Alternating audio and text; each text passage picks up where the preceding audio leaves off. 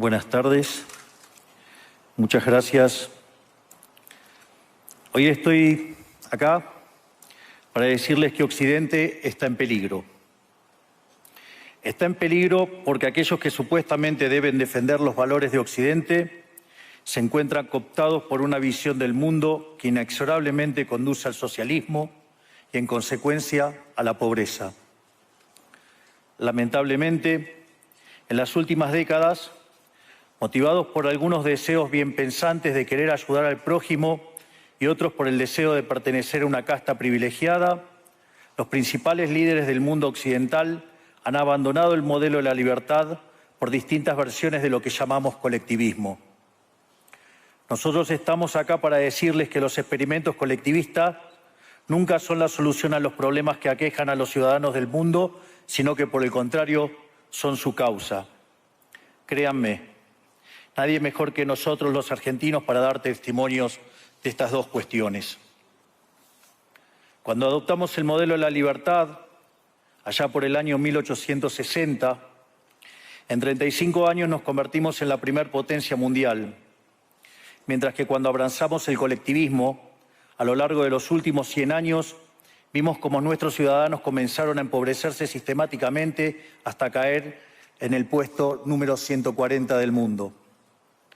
Pero antes de poder dar esta discusión, sería importante que primero viéramos los datos que sustentan por qué el capitalismo de libre empresa no solo es un sistema posible para terminar con la pobreza del mundo, sino que es el único sistema moralmente deseable para lograrlo. Si consideramos la historia del progreso económico, podemos ver cómo desde el año 0 hasta el año 1800 aproximadamente, el PBI per cápita del mundo prácticamente se mantuvo constante durante todo el periodo de referencia. Si uno mira un gráfico de la evolución del crecimiento económico a lo largo de la historia de la humanidad, uno estaría viendo un gráfico con la forma de un palo de hockey, una función exponencial que se mantuvo constante durante el 90% del tiempo y se dispara exponencialmente a partir del siglo XIX. La única excepción a esta historia de estancamiento se dio a finales del siglo XV con el descubrimiento de América. Pero salvando esta excepción, a lo largo de todo el periodo entre el año 0 y el año 1800, el PBI per cápita a nivel global se mantuvo estancado. Ahora bien, no solo que el capitalismo generó una explosión de riqueza desde el momento que se adoptó como sistema económico, sino que, si uno analiza los datos, lo que se observa es que el crecimiento se viene acelerando a lo largo de todo el periodo.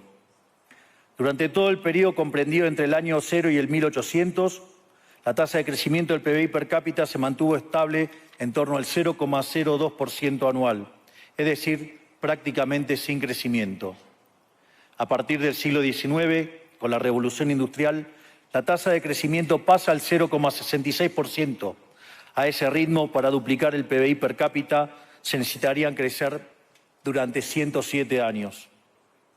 Ahora bien, si observamos el periodo entre 1900 y 1950, la tasa de crecimiento se acelera al 1,66% anual. Ya no necesitamos 107 años para duplicar el PBI per cápita, sino 66.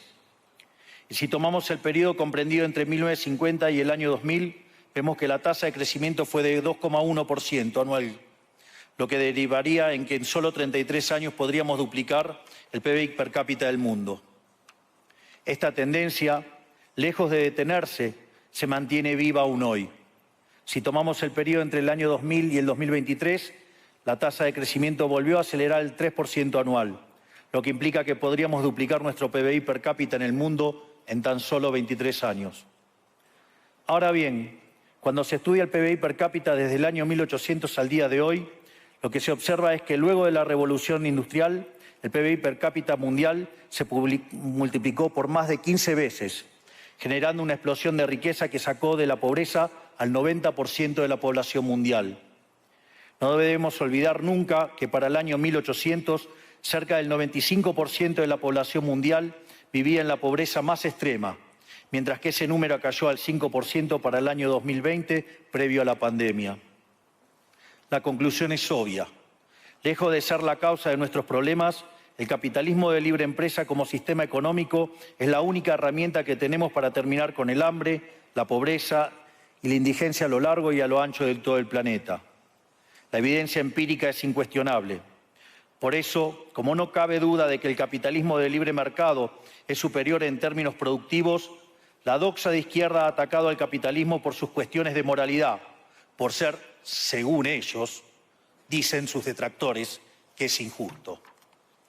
Dicen que el capitalismo es malo porque es individualista y que el colectivismo es bueno porque es altruista, con la ajena. Y en consecuencia bregan por la justicia social. Pero este concepto que en el primer mundo se ha puesto de moda en la última época, en mi país es una constante del discurso político desde hace más de 80 años. El problema es que la justicia social no es justa, sino que tampoco aporta al bienestar general. Muy por el contrario, es una idea intrínsecamente injusta, porque es violenta. Es injusta porque el Estado se financia a través de impuestos y los impuestos se cobran de manera coactiva. ¿O acaso alguno de nosotros puede decir que paga los impuestos de manera voluntaria? Lo cual significa que el Estado se financia a través de la coacción y que a mayor carga impositiva, mayor es la coacción, menor es la libertad. Quienes promueven la justicia social parten de la idea de que el conjunto de la economía es una torta que se puede repartir de una manera distinta. Pero esa torta no está dada, es riqueza que se va generando en lo que, por ejemplo, Israel Kirzler llama un proceso de descubrimiento de mercado.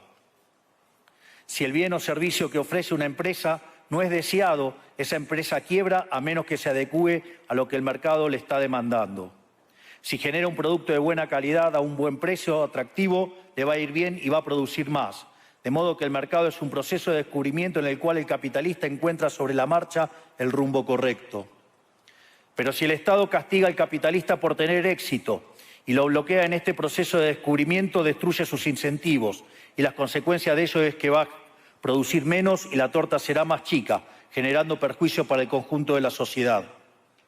El colectivismo, al inhibir estos procesos de descubrimiento y al dificultar la apropiación de lo descubierto, ata al emprendedor de las manos y le imposibilita producir mejores bienes y ofrecer mejores servicios a un mejor precio.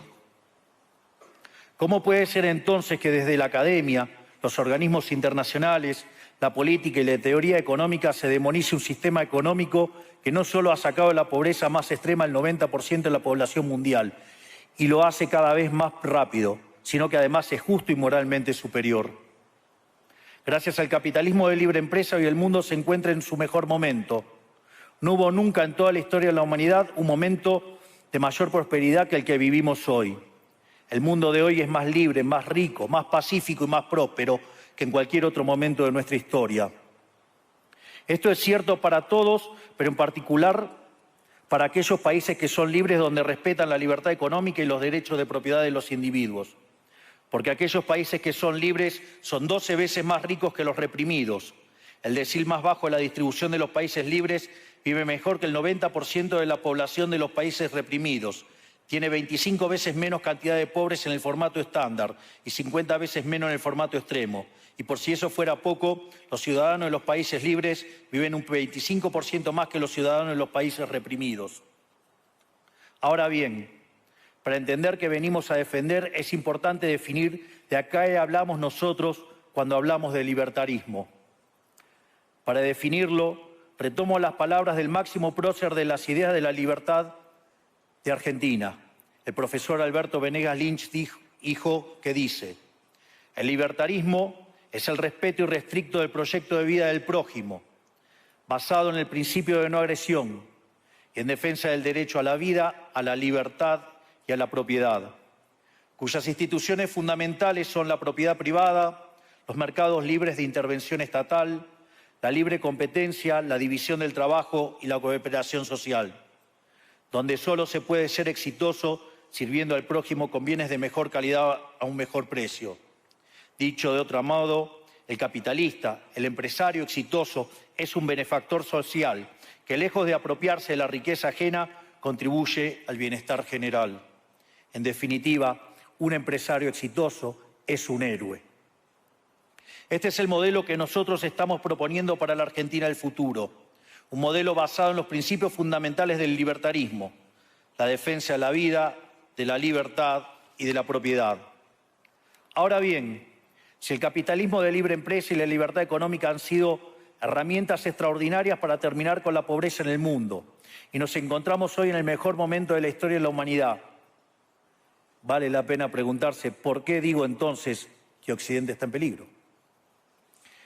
Digo que Occidente está en peligro justamente porque en aquellos países que deberíamos defender los valores del libre mercado, la propiedad privada y las demás instituciones del libertarismo, sectores del establishment político y económico, algunos por errores en su marco teórico y otros por ambición de poder, están socavando los fundamentos del libertarismo, abriéndole las puertas al socialismo y condenándonos potencialmente a la pobreza, a la miseria y el estancamiento.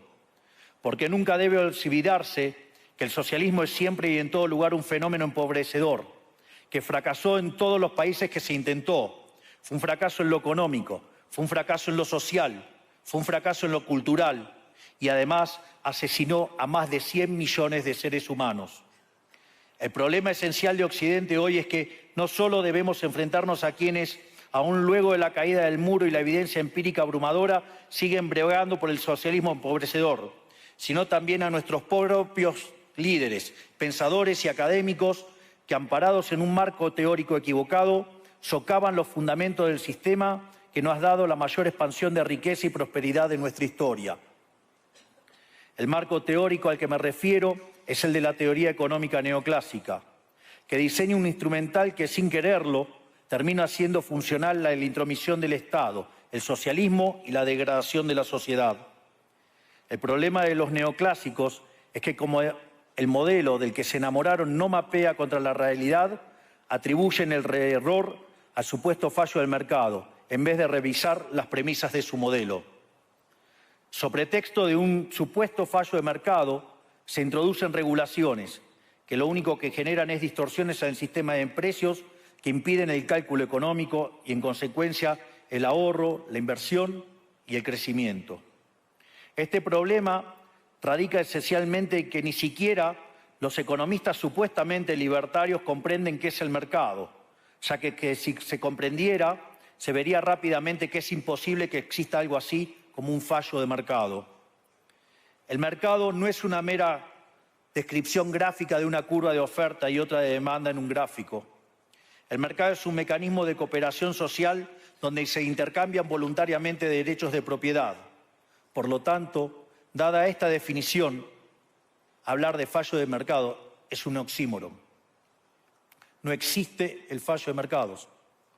Si las transacciones son voluntarias, el único contexto en el que puede haber un fallo de mercado es si hay coacción. Y el único con la capacidad de coaccionar de manera generalizada es el Estado, que tiene el monopolio de la violencia. En consecuencia, si alguien considera que hay un fallo de mercado, les recomendaría que revisen si hay intervención estatal en el medio. Y si encuentran que no hay intervención estatal en el medio, les sugiero que hagan de nuevo el análisis porque definitivamente está mal. Los fallos de mercado no existen. Un ejemplo de los supuestos fallos de mercado que describen los neoclásicos son las estructuras concentradas de la economía. Sin embargo, sin funciones que presenten rendimientos crecientes a escala, cuya contrapartida son las estructuras concentradas de la economía, no podríamos explicar el crecimiento económico desde el año 1800 hasta hoy. Fíjense qué interesante. Desde el año 1800 en adelante, con la población multiplicándose más de 8 o 9 veces, el producto per cápita creció más de 15 veces. Es decir, existen rendimientos crecientes. Eso llevó la pobreza extrema del 95% al 5%. Sin embargo, esas presencias de rendimientos crecientes implican estructuras concentradas, lo que se llamaría, por ejemplo, un monopolio. ¿Cómo puede ser que algo que haya generado tanto bienestar para la teoría neoclásica, eso es un fallo de mercado?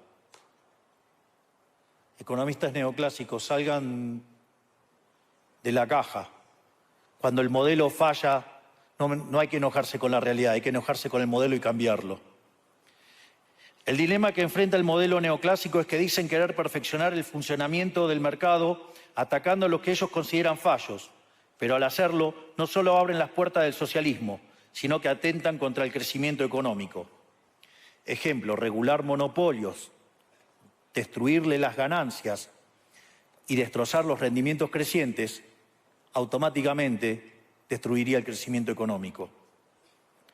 Dicho de otro modo, cada vez que ustedes quieran hacer una corrección de un supuesto fallo de mercado, inexorablemente, por desconocer lo que es el mercado o por haberse enamorado de un modelo fallido, están abriendo las puertas al socialismo y están condenando a la gente a la pobreza. Sin embargo, frente a la demostración teórica de que la intervención del Estado es perjudicial, la evidencia empírica de que fracasó porque no podía ser de otra manera, la solución que propondrán los colectivistas no es mayor libertad, sino es que es mayor regulación, generando una espiral descendente de regulaciones hasta que todos seamos más pobres y a la vida de todos nosotros dependa de un burócrata sentado en una oficina de lujo. Dado el estrepitoso fracaso de los modelos colectivistas y los innegables avances del mundo libre, los socialistas se vieron forzados a cambiar su agenda. Dejaron atrás la lucha de clases basada en el sistema económico para reemplazarla por otros supuestos conflictos sociales igual de nocivos para la vida en comunidad y para el crecimiento económico. La primera de estas nuevas batallas fue la pelea ridícula y antinatural entre el hombre y la mujer. El libertarismo ya establece la igualdad entre los sexos. La piedra fundacional de nuestro credo dice que todos los hombres somos creados iguales, que todos tenemos los mismos derechos inalienables otorgados por el Creador, entre los que se encuentran la vida, la libertad y la propiedad.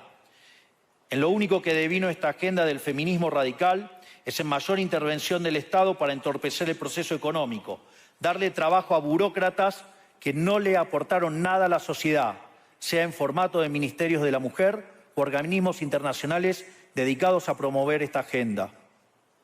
Otro de los conflictos que los socialistas plantean es del hombre contra la naturaleza.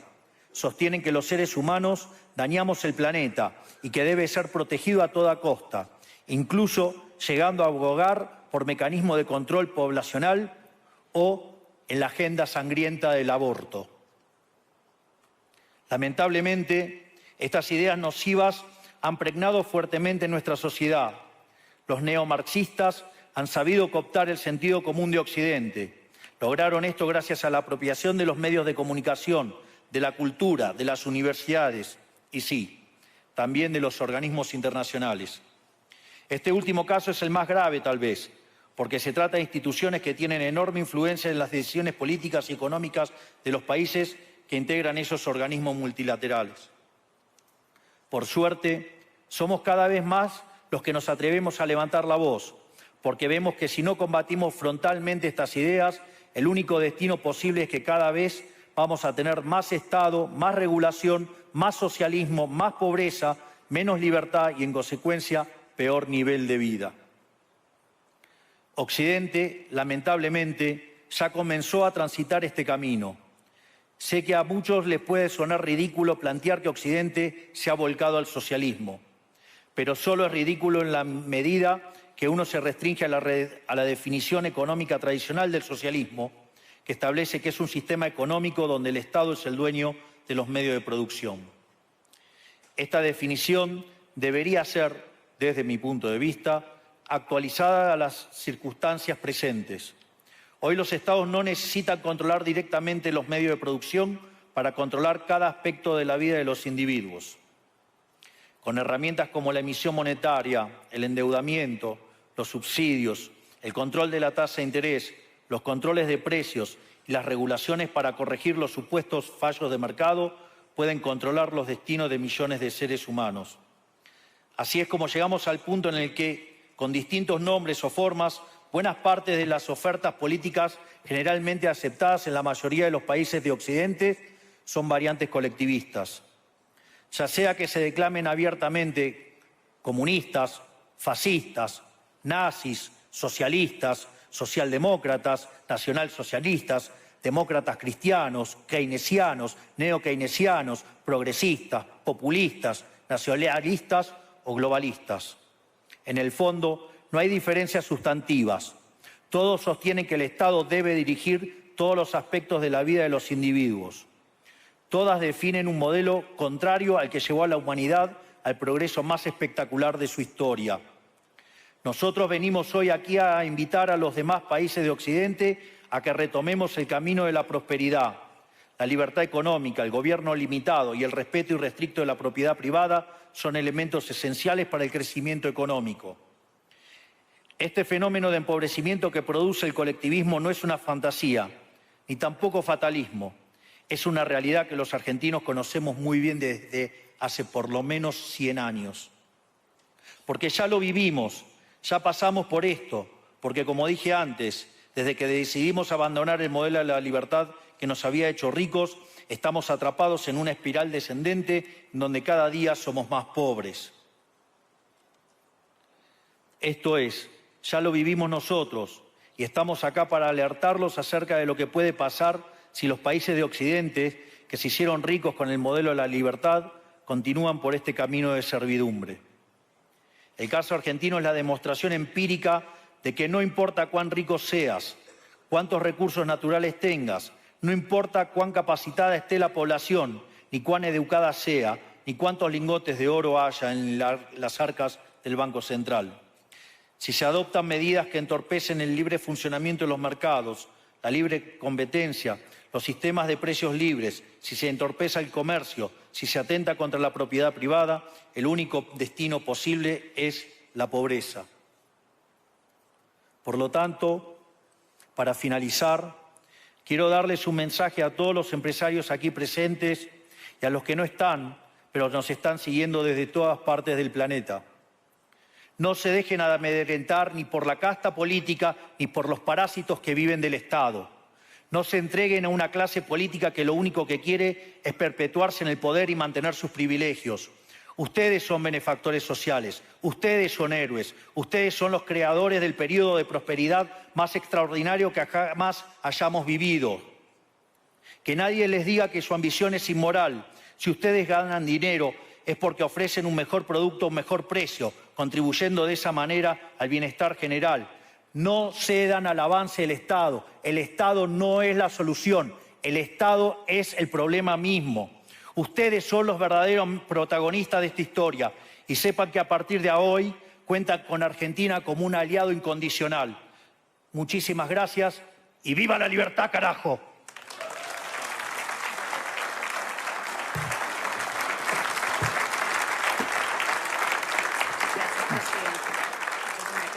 Gracias. Vamos a ir por la derecha también. Vamos a pasar. Fantástico. Gracias.